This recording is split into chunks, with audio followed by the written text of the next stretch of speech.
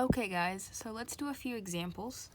And the first one is y equals negative 1/5 x squared. Okay, so I'm gonna give you some strategies that I use for problem solving when it comes to conic sections, but specifically parabolas. So first, I arrange the equation to fit the official form. Remember, I introduced the 4 in a few minutes ago. So normally it's either x squared equals 4py, can you see that? Or it's y squared equals 4px. So the difference between those two is seen, and note that this is when the vertex is at 0, 0. And the orientation is what's different here. For x squared, we have our parabola facing either up or down, and for y squared, we have our parabola either facing left or right. Now, what determines if it's left or right, we already discussed that, is the p-value. If the p-value is positive, then our parabola here will be facing right. If it's negative, the parabola faces left. Same case for the x squared. If the p-value is positive, then the parabola faces up. If the p-value is negative, then the parabola faces down. And this should be kind of like review from when you guys did transformation. Okay. But what about if the vertex is at hk, not at 0, 0 anymore, some value of h, some value of k? Well, in that case, well, how do we already talked about how we switch the official form of the graph. We just incorporate those h's and k, keeping in mind that h stays with x, k stays with y. So we just introduce the h in there and the k right in there. And notice that we have negatives right there. Okay, I like this little chart because it puts things into perspective. So after I arrange the equation to fit the official form, the next thing that I do is I sketch an image, and basically an image, because by now I should know the orientation. Is it facing up, down, left, right? I sketch the image of the graph, and the next thing that I do is I label the 4 acronyms. Remember the favorite directrix acronym? I label where's the focus supposedly going to be, the axis of symmetry, the vertex, and the directrix. So I do all this before I actually start answering, whatever they ask for in that question. It might be any of this that they want you to find from the equation.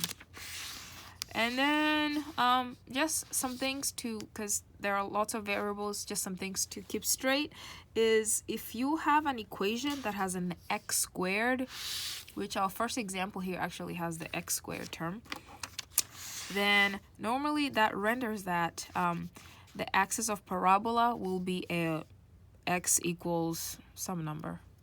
So like, x, this is the x-axis and that's the y-axis, so x some number. And if we have an x equals or x squared equation, it renders that the directrix will be a y equals some value. So notice that the directrix is not very direct, even though it's called a directrix, because I have x squared, but the directrix ends up being a y equals. The opposite happens when I have a y squared.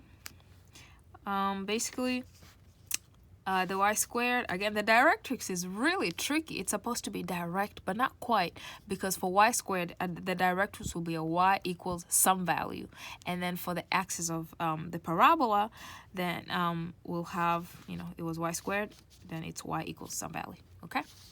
And then another thing just to keep in mind as you problem solve is that the focus is always on the inside of the parabola. Keeping all that in mind, let's go ahead and do these examples. So for this first example, let's go ahead and rearrange it a little bit so that it looks like, one of the official forms. So in this case, I'm just going to, I see that x squared is isolated and then 4py on the other side. So I'm just gonna move the negative 1/5 to the other side to join y so that x squared can be isolated. So I went ahead and did that right here. So now so this could be like x squared equals 4p equal 4py. In this case, 4p equals negative 5. Okay, and next, what do I do? Now I sketch, I ask myself, is this gonna face up, down, left, right?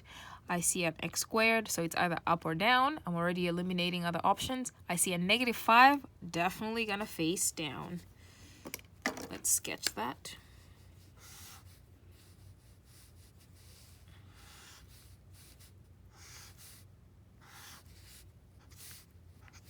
And notice that this is the simpler form, so the reason why I drew it here is because I know the vertex is at 0, 0, because this is the simpler form.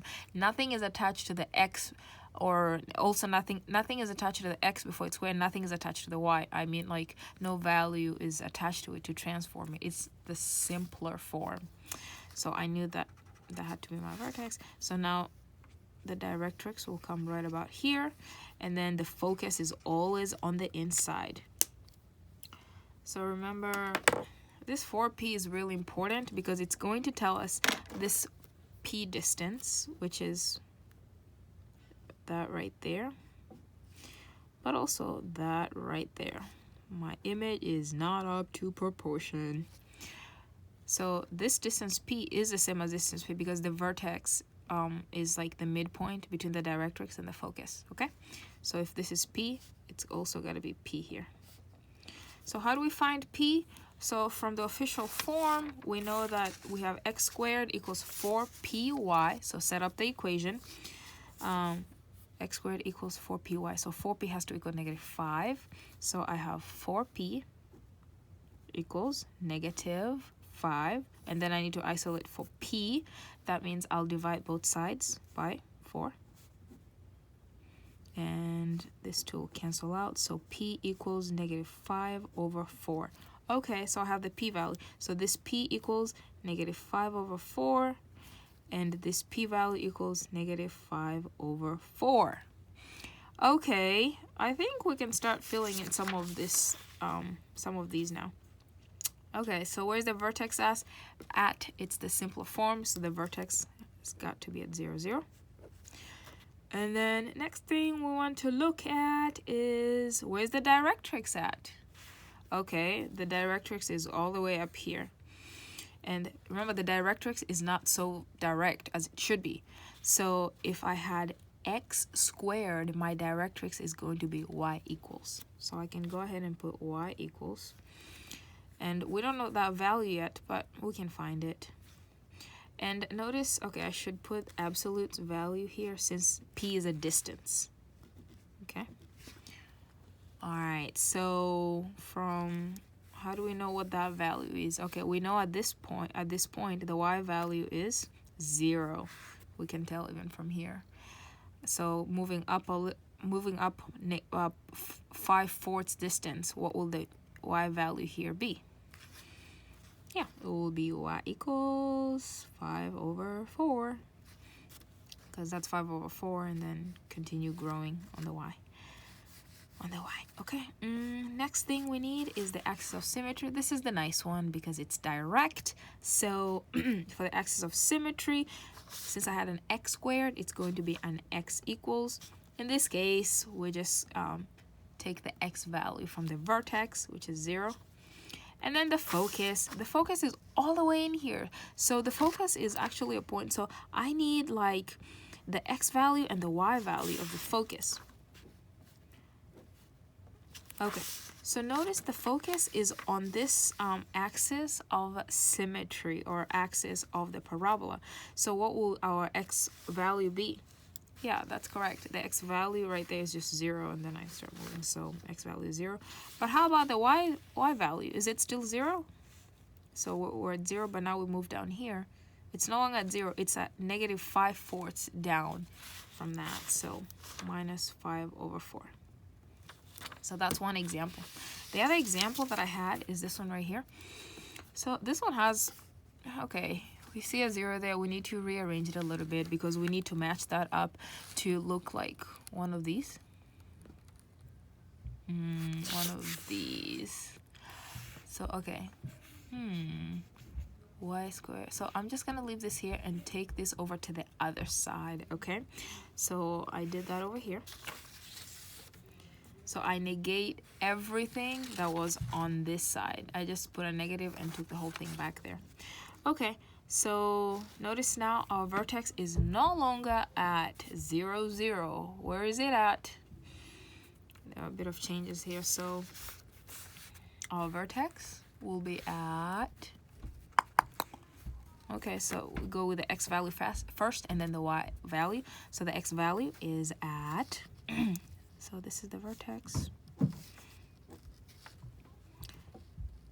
X value, anyone?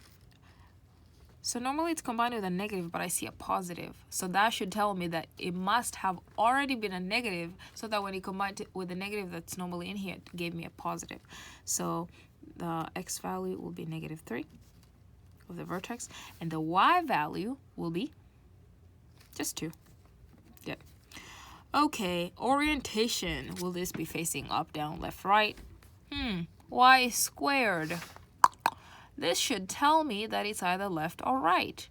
But then once we arrange it into the official form, we notice that the 4p, basically this is the placeholder for 4p, but it's negative, which tells us that this equation or this graph will face left.